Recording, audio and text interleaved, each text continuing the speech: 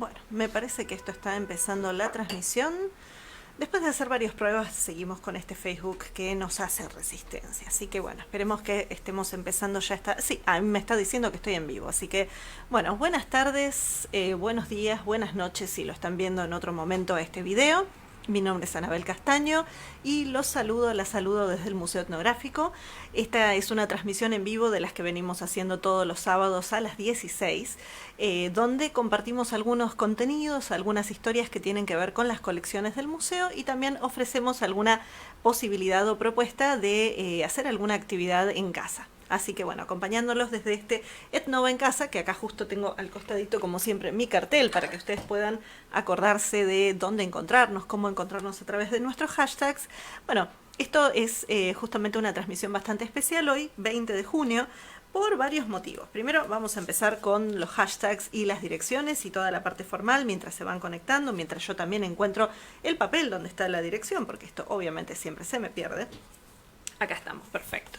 Bien, entonces, esta es la dirección por la cual nos pueden escribir, nos pueden encontrar, nos pueden ir localizando y sumándose a todas las actividades que estamos proponiendo, no solamente a través de estas transmisiones en vivo, sino también a través de posteos de información que estamos compartiendo, de noticias, algunas de actualidad que tienen que ver con poblaciones originarias, con otras situaciones que también están pasando y que se vinculan con lo que se investiga en el museo. Estamos también compartiendo recomendaciones de películas, de documentales, estamos compartiendo recomendaciones musicales, poesía y también mucha información sobre las colecciones del museo, muchos contenidos. Así que con esto, a través de este hashtag de Etnova en Casa nos pueden encontrar y si no, acá si se fijan, a ver, voy ahí buscando la cámara, si se fijan acá van a encontrar la dirección del museo, el Facebook, Museo Etnográfico Ambrosetti y nuestro YouTube que también se llama así y así nos pueden encontrar.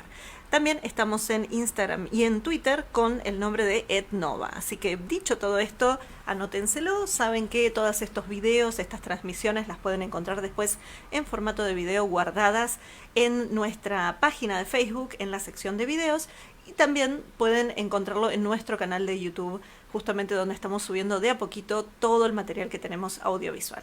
Acá la gente se está sumando desde Santa María, bienvenida Fabiola, bienvenidos Griselda desde, a ver, espérense, desde Bellavista Corrientes, así que bueno, nos van acompañando.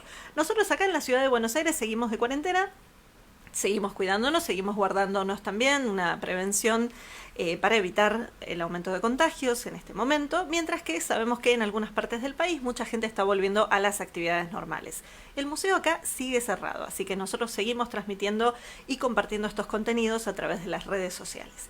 Y la idea de hoy es justamente contarles un poco de dos cosas. Por un lado, de dos trajes de baile que son parte de la colección del museo y que justamente acá al costadito pueden ver un pedacito, un detalle de uno de ellos. Vamos a estar hablando un poco de estos trajes y también vamos a ofrecerles una actividad para hacer en familia, si es que están en casa, hacerlo así en familia, y si no también para poder hacerlo incluso a través del video, digo, jugar y estar en contacto justamente con otros o con otras a través de los medios en este momento que nos permiten establecer y tender nuestras redes. Así que sigo mirando acá los costados por las dudas, veo acá que se van sumando, aló, me van diciendo, bienvenidos, bienvenidas desde el barrio de Saavedra también. Bueno, justamente nosotros la idea es traerles estos contenidos, estos objetos, estas colecciones, estas historias.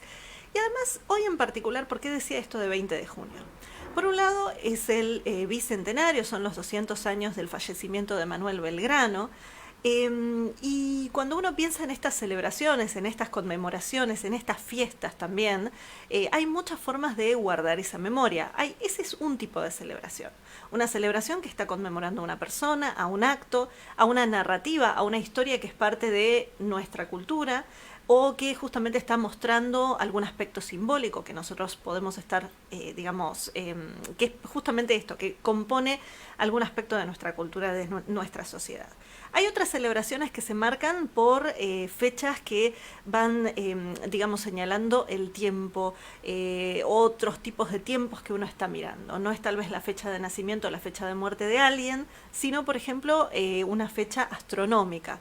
Si nosotros miramos justo en este momento, siempre entre el 21 de junio y el 24 de junio, es la noche más larga, es la noche del solsticio de invierno acá en el hemisferio sur, porque mientras tanto en el hemisferio norte están celebrando el solsticio de verano, que es la noche más corta y el día más largo. Pero acá en el hemisferio sur nosotros lo celebramos, lo marcamos, lo vemos, sobre todo en muchas poblaciones originarias de todo el continente. Entonces, en el continente y en este hemisferio sur lo que vamos a estar encontrando no son con celebraciones que algunas personas las llaman los años nuevos. Hay poblaciones originarias que te dicen, no es un festejo de año nuevo, pero sí es acompañar un momento de renovación.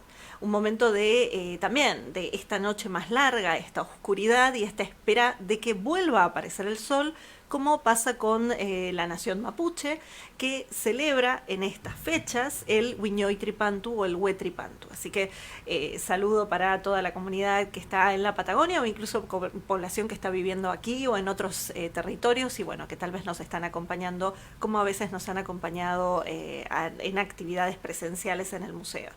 Y es justamente eso, es un motivo de celebración, lo mismo que pasa en nuestros territorios andinos, digo nuestros territorios entre comillas, porque es en esta gran América y en esta gran Sudamérica, donde nos encontramos también con población que está celebrando el Inti Raymi, que también es una celebración vinculada al sol y vinculada otra vez a este acompañamiento de esta noche tan larga y este día que empieza. Y por supuesto, después de esta noche larga y de este día corto que empieza, van a empezar los días a alargarse, ¿no? Estamos marcando un nuevo ciclo en el año. Entonces ahí tenemos otro tipo de festejo, otro tipo de celebración. Y lo que yo les decía de estos dos trajes de baile también se utilizaban en una celebración. Se utilizaban los trajes estos específicamente porque ahora están en el museo, llegaron al museo en 1920 a través de una compra y una donación que se hizo. Y los tenían en una, digamos, los compró el segundo director del museo, Salvador de Benedetti, a un coleccionista de La Quiaca, y él junto con Victoria Aguirre, una mujer muy interesada en la cultura y también involucrada en distintos aspectos culturales dentro del país. Gracias a ella, que puso parte de los fondos, la universidad logró comprar estos dos trajes de baile que hablan de un tiempo también de celebración y también de una época en particular histórica, que era en el Sucre colonial, en lo que sería actualmente Bolivia. Y como todo tiene que ver con todo, uno dice, bueno, el Sucre colonial, estos trajes no tienen específicamente que ver con la fecha patria que se conmemora, digo patria entre comillas porque distintos estados, distintas naciones celebran distintas fechas, pero nosotros que justo hoy estamos celebrando también los 200 años de conmemoración de Belgrano, bueno, Belgrano estuvo muy vinculado con ese territorio, con lo que en ese momento se llamaba el Alto Perú, y no solamente Belgrano, sino también muchos otros que aparecen en nuestros libros de historia, que aparecen en nuestros actos escolares, en nuestra memoria de la formación de este Estado-Nación, justamente estos patriotas de 1810, y algunos de ellos estudiaron justamente en la misma ciudad de donde vienen estos dos trajes que están en la colección del museo. Y era una ciudad que se conoce justamente como la ciudad de los cuatro nombres. Yo ya dije uno de los nombres, ya dije la ciudad de Sucre, pero en realidad también tuvo otros 3 nombres más a lo largo de la historia, y estos 3 nombres también se vincularon con justamente con esta historia que tal vez nos encontramos en el colegio, en los libros de historia, o que posteriormente también nos vamos encontrando a través de distintos caminos. Para ese lado de la historia les recomiendo después que se fijen en las actividades que están haciendo en el Museo del Cabildo. Pero nosotros vamos a hablar acá de estos trajes que están además vinculados a tradiciones de poblaciones originarias y que se van fusionando también con algunos aspectos de la cultura colonial que aparece en la época en que estos trajes fueron hechos. Pero bueno, yo estoy hablando de los trajes, estoy hablando mucho de los trajes y apenas están viendo un detalle acá en la foto que está al lado mío. Vamos a ver un poquito más y vamos a empezar a prepararnos para esta actividad que vamos a hacer con los chicos. Si hay chicos que están viendo esta emisión, hay chicas que están viendo esta emisión, bueno, prepárense, no solamente voy a estar hablando de datos, sino que lo que van a tener es que prestar mucha atención a las cosas que muestran estos trajes. Entonces, voy a mirar un segundo más por las dudas si es que hay alguna pregunta, algún comentario o alguna consulta, pero por ahora me parece que venimos bien y se están sumando, y eso es algo fantástico porque, bueno, de a poco vamos conformando esta comunidad virtual de usuarios, oyentes, veedores, no sé cómo decirlo de alguna manera, que nos acompañan acá del Museo Etnográfico. Entonces les voy a mostrar primero cómo sería la sala del museo donde están estos trajes. Estos trajes se encuentran en una sala que se llama Danzantes de la Luz, una exposición, un lugar que se pensó para exhibir, para mostrar 2 trajes de baile cubiertos en placas de plata que apenas pueden ver. Digo, en la foto ustedes pueden llegar a ver tal vez algunos elementos grises. Bueno, esos elementos grises medio blancos son esas placas de plata, esos detalles en trajes que de fondo tienen telas de colores rojos y otros colores también que van a aparecer, y que además tienen unas capas enormes, enormes, que nos están mostrando algo de, digamos, de lo que van a estar usando estos danzantes. Estos danzantes bailaban en fiestas de el Corpus Christi y de la Virgen de Guadalupe, fiestas católicas que se hacían en ese Sucre colonial, que, como les dije, no se llamaba Sucre específicamente, se llamaba la ciudad de los 4 nombres, o al menos así le fueron diciendo. Originalmente se conoció como la ciudad de La Plata. No es la misma La Plata que está en Argentina y que es capital de la provincia de Buenos Aires. Era otra ciudad de La Plata. Y esta ciudad de La Plata se llamaba así además porque estaba muy cerca de Potosí. Potosí, que con el Cerro Rico y el Cerro Chico fueron el espacio del cual, digamos, el entorno del cual se sacó, se extrajo una tremenda cantidad de plata. Y además, bueno, esto Galeano lo dice de forma muy poética, las situaciones de explotación que sufrió Potosí y los indígenas que estaban ahí trabajando en las minas. Les voy a mostrar, porque yo les estoy hablando de esto, pero debería tal vez estar hablándoles un poquito de dónde queda esto. Así que les voy a mostrar acá un mapa, como para que puedan ver acá al costado. Ustedes tienen justamente no puedo llegar a poner el dedo porque el mapa está suelto, pero ustedes podrían estar viendo la ciudad de Buenos Aires, y si vamos justamente a lo que actualmente es el noroeste de Argentina y vamos más al norte, nos encontramos con lo que se llamaba en ese momento el Alto Perú. Y en ese Alto Perú está justamente Charcas. Y Charcas es el segundo nombre por el cual se la conoce a la ciudad de los 4 nombres. Era La Plata, fue Charcas, y ahí funcionó un espacio administrativo, un entorno administrativo con mucha importancia en la época del virreinato, que fue la audiencia de Charcas, y además se llamó Chuquisaca, esta misma ciudad. Esta misma ciudad que la Universidad de Chuquisaca fue donde estudió Belgrano estudió en España, pero donde estudió Mariano Moreno. Mariano Moreno estudió también en esta ciudad, en la ciudad de Charcas, Chuquisaca, La Plata, o como actualmente se conoce, Sucre. Así que tiene mucha historia y también tiene mucha vinculación con este mundo virreinal. Les voy entonces, volvemos a esto del Cerro Rico, y les voy a mostrar este cuadro que ustedes ven acá al costado mío, que es un cuadro que está hablándonos un poquito de estas personas que son los danzantes que están utilizando estos trajes, ¿sí? Se ve un poco chiquito, pero nosotros en el museo tenemos una imagen mucho más grande donde ustedes pueden acercarse y ver algunos detalles. Y estos detalles, yo los voy a comparar de nuevo con, justamente ahí tienen el cuadro para que lo puedan ver al costado, y tienen la capa que están utilizando estos danzantes en su espalda, y no se ve muy bien, pero vamos a tratar de que los vean. Tienen acá justamente el traje de los danzantes. Bueno, este traje es muy similar al que están utilizando en ese cuadro que ustedes vieron, que recién les había mostrado al costadito. Estoy aprovechando y estuvimos probando varias cosas acá desde el equipo del museo, y probando a ver si técnicamente podemos acompañar esto que yo les voy contando para que ustedes puedan también ver de qué objeto les estoy hablando. Entonces imagínense que estos trajes con estas grandes capas en forma casi triangular, me dicen algunos chicos a veces. Bueno, estas capas que eran bastante pesadas también, que estaban hechas de una estructura de madera, que esa estructura de madera a su vez estaba forrada en tela, que a su vez estas telas tenían un montón de elementos decorativos, y a eso se cosían las placas de plata. Esto era lo que estaban usando estos danzantes. Entonces vamos a ver de nuevo para que vean el cuadro que tengo acá al costado, y no sé si se va a notar, así que voy a tratar a ver si la técnica me lo permite. Voy a tratar de agrandar un poquito la imagen, ¿sí? A ver, ahí está, creo que podemos. Entonces tenemos acá uno de los cuadros. Estos no son los arcángeles arcabuceros, que muchas veces la gente nos pregunta cuando vienen al museo, porque hay una imagen colonial muy típica de un tipo de arcángel, un tipo de ángel, que están vestidos con una armadura, pero no, ellos tienen unas capas muy similares a las que nosotros tenemos en la exhibición, y además están acompañados por un músico que está tocando caja y que está tocando un tipo de flauta, un tipo de instrumento de viento.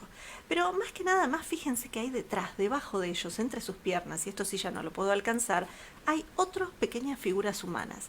Y esas figuras humanas son más danzantes, porque estos danzantes eran parte de una fiesta. Una fiesta en la cual, una fiesta religiosa, sí, pero donde se traía a indígenas que vivían en las afueras de esta ciudad, que actualmente se llama Sucre, y bailaban en procesiones religiosas. Y las fiestas para ese momento, estamos hablando de 1780 aproximadamente, esto fue antes de las guerras de independencia, antes de la revolución.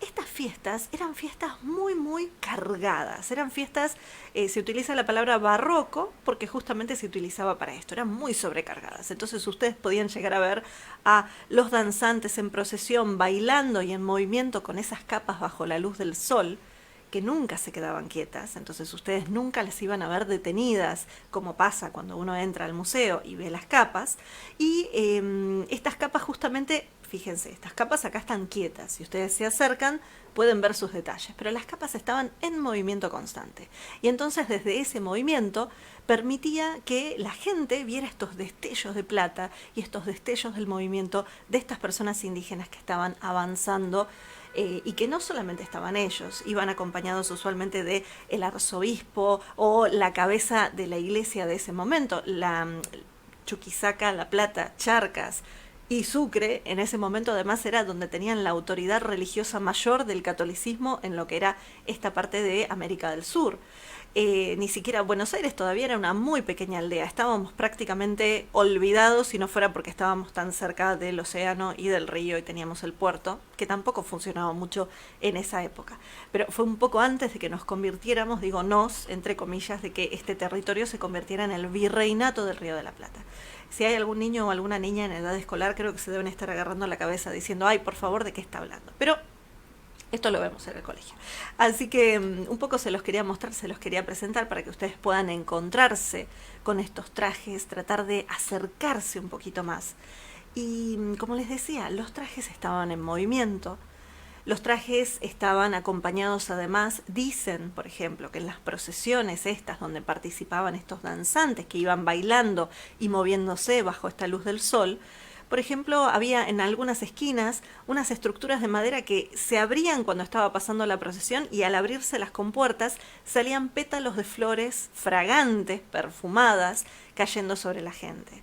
Entonces imagínense el movimiento, había procesiones de velas, algunas de estas tradiciones todavía se siguen haciendo en algunas partes de América del Sur y en algunas partes de los Andes, incluso lo de las procesiones de velas específicamente con algunas funciones y algunas tareas que pasaban, me han dicho que todavía en algunas regiones de acá, de Bolivia, de lo que sería en esa época el Alto Perú, aún se mantienen. Bueno, estas historias son en parte las que están contando los trajes.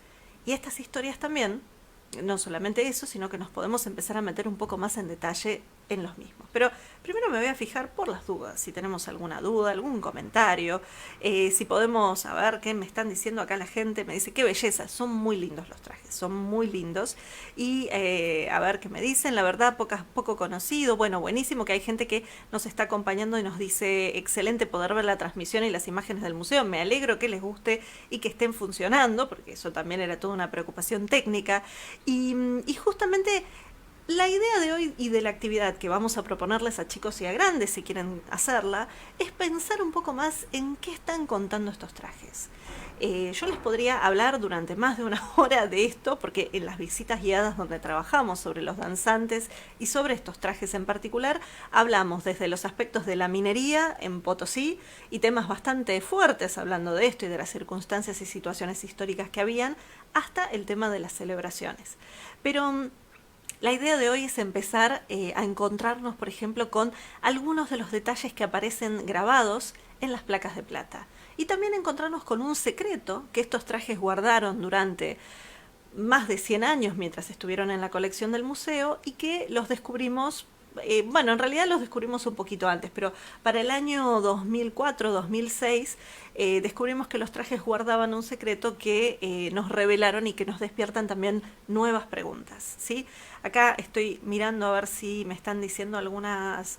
Dice, me gustaría saber, bueno, ahí no quedó ahí la pregunta medio a hacer, pero bueno, voy a estar mirando después a ver si hay alguna pregunta o algún comentario, ¿sí? Mientras tanto, entonces vuelvo a los trajes, vuelvo a mostrárselos. Sí, justo se cortó la oración, me están diciendo acá desde el Facebook. Voy hablando con lo que veo en la pantalla más lo que les estoy mostrando. Bueno, mientras les cuento esto, empezamos a meternos dentro de los trajes. Y digo dentro de los trajes porque nos vamos a meter un poco en detalle en las capas. Entonces, las dos capas de baile, los trajes pesan aproximadamente 40 kilos, ¿sí? Para que tengan una idea, el traje completo. El traje con el morrión, el casco, con la capa y un detalle. Todo esto además ya tenemos idea de eso desde el cuadro. Vuelvo a mostrarles el cuadro. Acá está.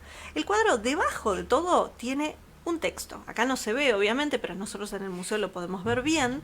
Y un detalle, el cuadro original está en el Museo de Soumaya en México y es parte de una serie de cuadros que está mostrando trajes y vestimentas de esa zona de Bolivia en ese tiempo colonial.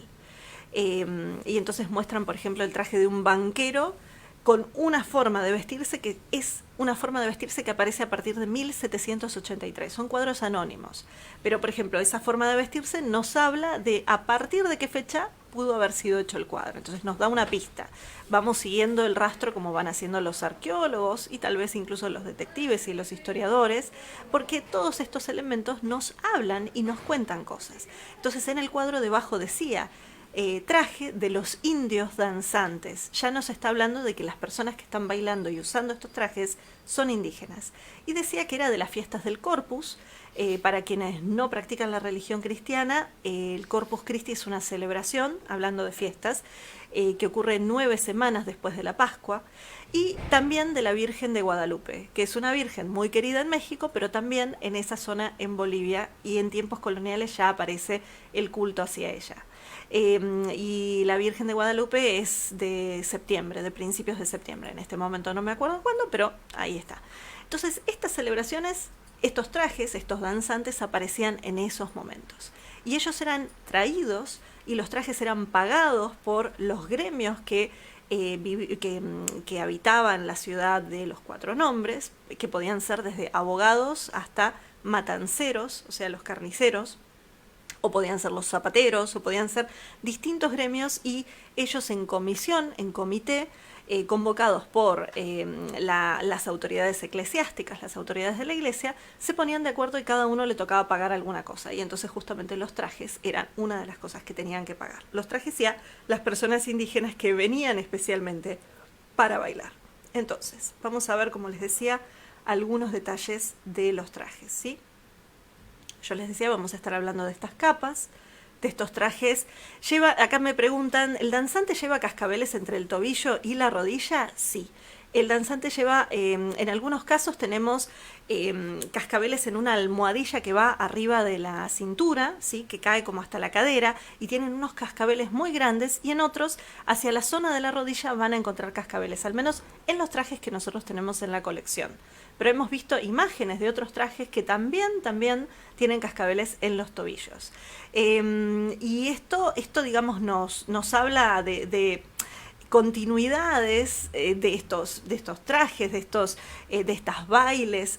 Este baile, además, yo no se los dije, pero estos trajes son particulares de un tipo de danza que se llama la danza de Liwiria o la danza de Liberia, es el nombre que se le da en la actualidad en esta zona de Sucre Potolo. Potolo es una población cercana y es de ahí de donde venían la mayoría de los indígenas que bailaban en esos tiempos coloniales, y donde todavía podemos ver algunos bailes tradicionales. O sea, se da en Potolo, pero sobre todo la población originaria que baila estos trajes son los Jalca. Los Jalca tienen muchas danzas y muchos trajes muy muy puntuales de ellos, bueno, y estas de Liberia o de Liguiria son una, que algunos dicen, bueno, los trajes tienen forma de alas de libélula, así que también vayan pensando los chicos y las chicas, porque vamos a estar trabajando justamente en un títere para hacer eso. Entonces vamos a empezar propiamente, como les decía, con la capa. ¿no? Y dentro de la capa me voy a acercar un poco más y vamos a ver si podemos ver, ahí está. Por ejemplo, en la capa vamos a empezar a encontrar en los grabados de los dos trajes que nosotros tenemos, dos cosas que nos fuimos encontrando y descubriendo. Las capas fueron recicladas, fueron utilizadas y hubo recortes, los recortes de plata de algunas otras capas que se utilizaron en estas. Así fue como nos llegaron a nosotros al museo y lo que estamos haciendo es como un poco hay partes de la información de la historia del traje, que sí, imagínense que si se usaban en 1780 y pico o en adelante, y los trajes llegaron al museo en 1920, y hay partes de toda esa historia que no las conocemos. O sea, los trajes tuvieron una vida. Y bueno, acá podemos ver elementos que aparecen en las capas. Fíjense que aparecen, por ejemplo, flores y plantas de la región. Empiezan a aparecer, bueno, voy a cerrar esta para que puedan ver la otra, van a empezar a encontrarse también con cocardas, como escarapelas, esos adornos en tela, pero que además de ahí se desprenden más plantas, más aves, llegan a ver esa ave. Nosotros a los chicos y a los grandes siempre les invitamos a mirar el traje, mirar los dos trajes, mirar las capas, todas las partes que utiliza el traje y ver qué encuentran, qué objetos se encuentran, qué animales se encuentran, porque también se encuentran animales. Miren, les voy a mostrar ahora, por ejemplo, uno de los animales que se llega a encontrar. ¿La ven? Estas fotos son las fotos que nosotros tenemos en este momento a mano, porque justamente como el museo está cerrado, hay un montón de material del archivo que no tenemos. Pero ahí fíjense, por ejemplo, tenemos una vaca con su becerro, o por ejemplo nos podemos encontrar con, a ver, acá va a aparecer otra vaquita medio escondida, vamos a ver si se muestra, está un poco tímida, que la tenemos bien, tengo que cambiar el dedo para donde apunto, la tenemos bien hacia la izquierda del traje. Van a ver que está esta vaca debajo de un árbol. Hemos encontrado en esos trajes pájaros, como les decía, muchas plantas, muchas flores, estas vacas, ovejas también. Y un detalle, que es uno de los detalles que más nos gusta de una de las capas en particular, pero no solamente nos gusta porque estéticamente es bello, sino porque nos está hablando de la zona, de la región. Es esto que ustedes están viendo ahí, que les voy a agrandar un poquito la imagen, si me deja el programa, obviamente, porque hay que ver estas cosas que se resisten, pero no sé si ustedes llegan a ver, yo se los estoy agrandando bien. Tenemos el Cerro Rico de Potosí. El Cerro Rico de Potosí, que está muy cerca de esta zona, de esta ciudad de los Cuatro Nombres y de Potolo, que siempre se representa por este triángulo, que adelante tiene un triángulo más pequeño, llegan a verlo, y además de eso tienen el sol. Bueno, este Cerro Rico nos habla también de dónde viene esta plata. No nos está hablando de las condiciones de explotación de las minas, no nos está hablando de las condiciones de vida de la gente, pero sí nos está hablando de la zona geográfica y de un aspecto que además se veía desde todos lados. Ustedes lo ven, están físicamente ahí y lo van a ver a la distancia. Y esto es un poco, sí, acá me dicen, se escuchan, hay bocinazos, sí, hay bocinazos que se escuchan de fondo. Bueno, pero entonces todo esto que nosotros estamos mostrando, esto que les estoy mostrando ahora, es parte de lo que esconde el traje. Pero el secreto más grande del traje fue cuando el traje se limpió, se restauró, se hizo toda una revisión, un análisis y una documentación completa del traje. O sea, se fotografió, se desarmó, se vio el estado de conservación de cada una de las partes. Mis compañeras del equipo de justamente de conservación y restauración se armó un equipo específico para trabajar en esto, y entonces estuvieron literalmente viendo cada aspecto y cada material, cada materia prima que se estaba utilizando en estos trajes. Se han escrito, hay materiales, tenemos un montón de cosas que no están accesibles en este momento, pero que bueno, si vienen al museo se pueden encontrar, y bueno, pueden estar acompañando, digamos, esta información. Pero una de las cosas que ocurrió cuando se estaban analizando el traje, cuando se estaba estudiando, fotografiando y viendo, fue que dentro de una de las capas, cuando se abrió completamente, cuando se desarmó completamente para limpiarla, para restaurar los textiles, las partes de tela, para limpiar toda la plata, el metal, para buscar los hilos de plata que estaban ahí colgando, los flequitos, todos los aspectos, los elementos de cuero y de madera, es que dentro de las capas se encontró un marlo de maíz, un marlo, la parte del choclo cuando uno termina de comerlo, seco, y unas piedras pulidas, que se las voy a mostrar ahora en esta foto. Y este marlo de maíz y estas piedras pulidas son un secreto, no sabemos por qué estaban ahí, excepto que hablan más bien de qué pasó con los trajes después de haber sido utilizados en estas fiestas religiosas. Cuentan cuentan en los juicios, hubo un trabajo bastante interesante, un análisis de qué ocurría en Potosí y en esta ciudad de los cuatro nombres, específicamente con estas fiestas. Los juicios entre civiles nos van dando información de la vida cotidiana. Y uno de los juicios hablaba de un señor, de un gremio, que se negaba a pagar el traje que tenía que pagar para la próxima fiesta que se venía, porque él decía que en realidad a él lo habían propuesto porque querían arruinarlo. Y el juez le dice, mire, usted no proteste tanto porque está bien, usted va a tener que poner esta cantidad de plata, esta cantidad de dinero para hacer el traje, pero después usted se lo vuelve a alquilar a los indios, y esto sigue pasando siempre. Entonces ahí nos contaban, disculpen los bocinazos, ahí nos contaban que los trajes, después de usarse en estas fiestas religiosas, la población indígena que venía de esta zona de Potolo y de otras regiones, alquilaba los trajes y se los llevaban ellos para sus propias celebraciones. Y no sabemos qué pasó con los trajes, no conocemos esa historia. ¿Cuál es la historia de uso entre la época en que se hacían y se hacían estas fiestas que después se dejaron de hacer? Para 1850 ya no hay ninguna fiesta de este estilo, de estas fiestas religiosas, católicas, muy barrocas, y previamente también empiezan a haber ajustes y se deja de hacer tanto gasto en estas fiestas públicas enormes. Pero sabemos que los trajes siguieron usándose y en algún momento un coleccionista, supongamos que es un coleccionista, yo la verdad que no sé la historia del señor que tenía este traje en la Quiaca, pero el segundo director del museo y Victoria Aguirre logran comprar estos trajes y traerlos. Con toda esa historia sin conocerla, con toda esa historia que esos trajes vivieron sin conocerla. Y en el 2004-2006, cuando se abren los trajes, nos encontramos con esto que probablemente tenga más que ver que no con las fiestas católicas, sino justamente con las poblaciones originarias y su vinculación con las zapachetas, las ofrendas en piedra, el maíz, el consumo, alguna fiesta, alguna celebración, que los trajes guardaron y escondieron durante prácticamente más de un siglo. Y esto que esconden es un poco la propuesta que les vamos a hacer a los chicos y a los grandes también, si tienen ganas de acompañarnos en este viaje, ¿no? En esta historia. Entonces yo vuelvo a mi imagen con los trajes al costado y lo que les voy a sugerir, y la propuesta de hoy era que ustedes prepararan, si querían, o por lo menos que después se los planteen a sus chicos. Vamos a tomar 2 hojas de papel. Una de las hojas va a ser para hacer un títere, una persona, un cuerpo humano. Una de las formas más prácticas, así similar a cuando hicimos el tutorial de la máscara japonesa, es usar la mano directamente, la mano de los chicos, y entonces, por ejemplo, pueden hacer el puño para... estoy saliendo de la cabeza, pero bueno, usar el puño para acá, dibujar la cabeza alrededor del puño y después hacer el cuerpo más o menos correspondiente. A ese títere le vamos a hacer las capas. Y las capas, en general conviene una hoja horizontal más o menos grande, estoy tratando de ver acá que la cámara la tome bien, y lo que se va a hacer, lo que nosotros proponemos, se los voy a mostrar así en el marcador, así ustedes la pueden ver completa en la hoja, es dividen la hoja en 2, ¿sí? Para sacar la forma de los trajes. Se los vuelvo a mostrar el traje para que ustedes la puedan ver sin el maíz, para hacer la capa, ¿sí? Y la forma de la capa va a ser, a ver, esto de siempre hacerlo de esta forma es complicado para mostrarlo frente a la pantalla con la pantalla medio cortada, pero a ver, yo tengo esto acá, buenísimo.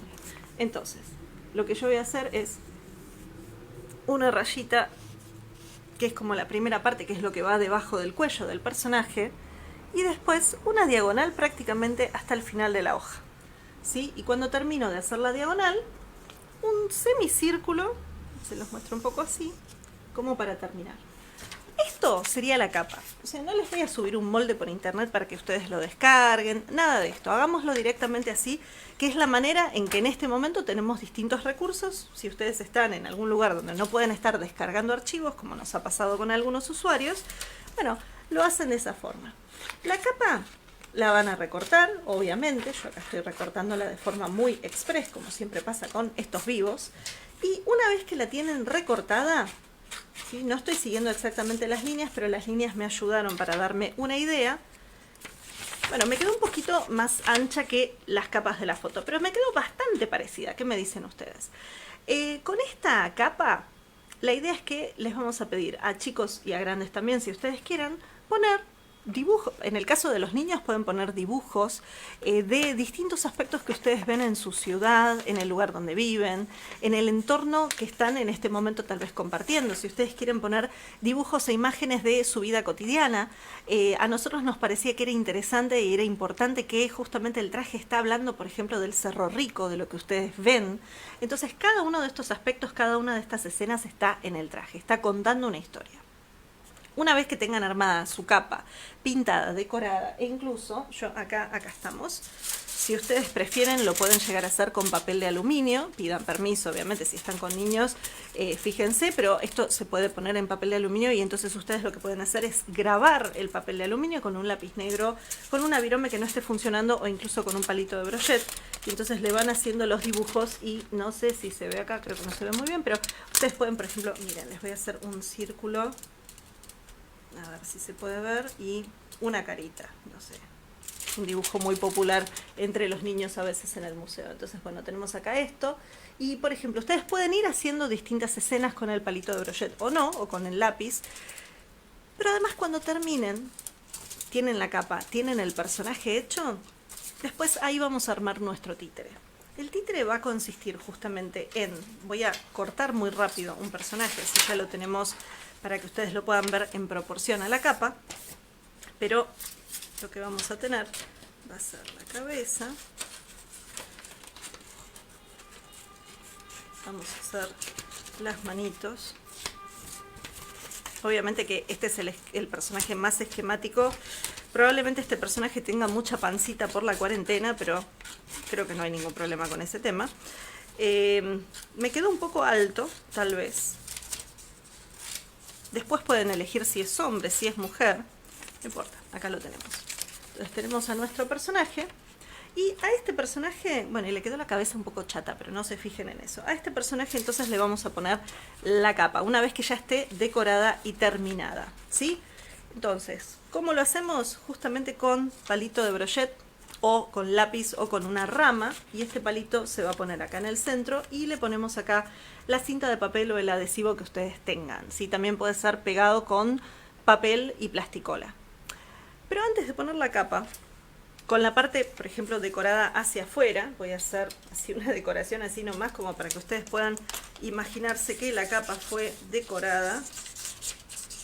Obviamente no tengo ni un lápiz de color, así que no puedo ni siquiera decorarla bien, pero una vez que ustedes... bueno, y tampoco se me ve mucho en el color, pero una vez que ustedes tienen la capa decorada hacia afuera, fíjense y pregúntenles a sus chicos, si es que esto lo van a estar haciendo con chicos, ¿qué cosa guardarían, qué secreto guardarían dentro de la capa? Fíjense. Díganles a los chicos, no vale que ellos se los digan a ustedes, sino que ellos decidan, elijan guardar un secreto ahí adentro de esa capa. ¿Quién les dice después, dentro de unos siglos, algún museo encuentra ese títere, encuentra esa capa y encuentra ese secreto? Entonces, por ejemplo, esta es la decoración, a ver si se ve, esta es la decoración hacia afuera y el secreto puede estar acá adentro dibujado o puede estar simplemente escrito o puede estar doblado en un papel. Y una vez que... Vamos a ver manos para la obra. Yo uso mucho cinta de papel acá para poder colocar y para poder fijar en el títere. ¿Sí? Fíjense, yo le pongo el palito de brochet con la parte que pincha hacia arriba. A ver, ahí que no refleje tanto la luz. Y le pongo un poco de cinta de papel acá abajo también para que se sostenga. Ven que ya ahí está fijo. Pongo mi secreto, lo puedo escribir, lo dibujo, lo pongo en la capa y ahí sí la adhiero con cinta de papel también. Y ahí tenemos los danzantes. Y después ustedes van a tener que elegir también qué música van a bailar. Van a bailar una sacha, van a bailar alguna música andina, van a buscar alguna música que se escuche y que se toque en este momento en Sucre o en Bolivia, ya que estamos hablando justamente de este territorio. Nos vamos a meter con otra música. ¿Qué canciones están escuchando ustedes tal vez en este momento de la cuarentena? ¿Qué canciones utilizarían en una celebración? Esta obviamente era una celebración colectiva, una celebración social, pero podemos pensar en este momento, y sobre todo a través del juego, ir aprendiendo e ir registrando algunos de estos aspectos en estos títeres. Y Usualmente en el museo además lo hacíamos con una procesión, o sea, una procesión, en realidad hacíamos un desfile donde estos títeres, donde los chicos podían compartir y mostrar su producción. Si ustedes me preguntan, en la actualidad todavía se sigue bailando la danza de Liguiria.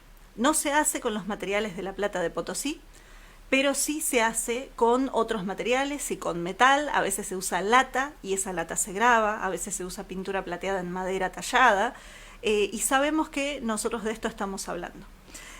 Como les decía, este es un aspecto de la visita que en general nosotros la trabajamos sobre todo con familias, y después con otras visitas, con otros visitantes, y en otros momentos hablamos de contenidos, digamos, más históricos, más también intensos, por ejemplo, en relación a la minería y la explotación en esa región.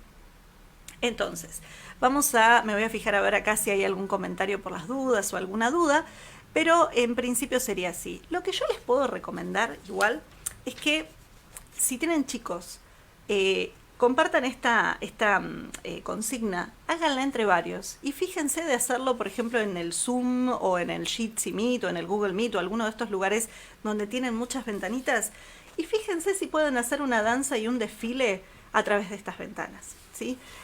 Pueden hacer una coreografía, pueden ver que vayan apareciendo los títeres en los cuadraditos en distintos momentos, pueden estar jugando desde distintos niveles, y obviamente también el títere con la cámara puede también estar jugando. Así que eso, para que ustedes puedan desarrollar esa creatividad que tienen los niños, las niñas, les niñes, súper, súper intensa, pero también donde estamos contando y no dejamos de contar y recordar algunas de estas historias. Como verán, este objeto tiene mucha historia para contar, y eso pasa con todos los objetos que hay exhibidos en el museo. Miro acá un segundito a ver si veo los comentarios por las dudas, pero bueno, qué interesante la propuesta. Nosotros tenemos en la actualidad, bueno, como les decía, este tipo de celebración elegimos compartirla hoy, mostrarles y contarles, porque es una forma de celebrar. Pero además, hoy no nos olvidemos, es la noche más larga del año, es un momento de agradecer, de acompañarse, de estar juntos, de contar historias, de conocer nuestras historias y esperar la salida de este sol, que bueno, nos va a traer un nuevo año.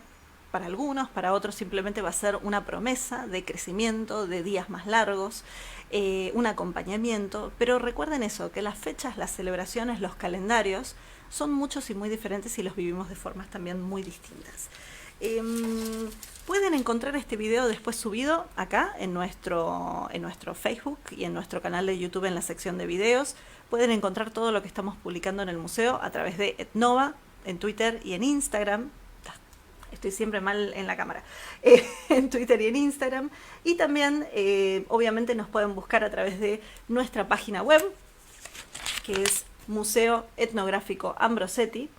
Nosotros dependemos de, museoetnográfico.filo, dependemos de la Facultad de Filosofía y Letras, .uva de la Universidad de Buenos Aires, .ar. Entonces, si nos buscan en esta dirección, también van a encontrar un montón de contenidos subidos, pueden conocer más sobre el museo. En la actualidad, como les decía al principio de la transmisión, el museo está cerrado. Estamos respondiendo las consultas que podemos responder a través de los medios digitales y virtuales, así que nos pueden dejar alguna consulta a través del Facebook o escribir al correo electrónico del museo. Pero bueno, recuerden, no podemos responder todo.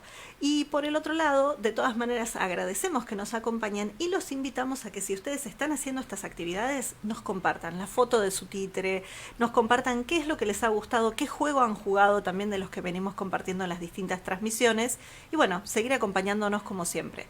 El sábado que viene a las 16 nos vemos nuevamente. No se olviden de que a través del hashtag de Etnova en casa, sigo buscándolo como siempre, que siempre se me va la hoja, van a poder encontrar todo el resto de las actividades que venimos subiendo desde prácticamente el principio de la cuarentena. Acá en Ciudad de Buenos Aires seguimos guardando la cuarentena, pero los acompañamos y las acompañamos incluso si han vuelto a otras fases y a otras actividades tal vez más afuera. Así que gracias, mi nombre es Anabel Castaño y soy de un equipo, del equipo del área de acción cultural. Les mandamos saludos, los acompañamos y les deseamos muy buen fin de semana. Ahí está. Esto no está funcionando. Ahí.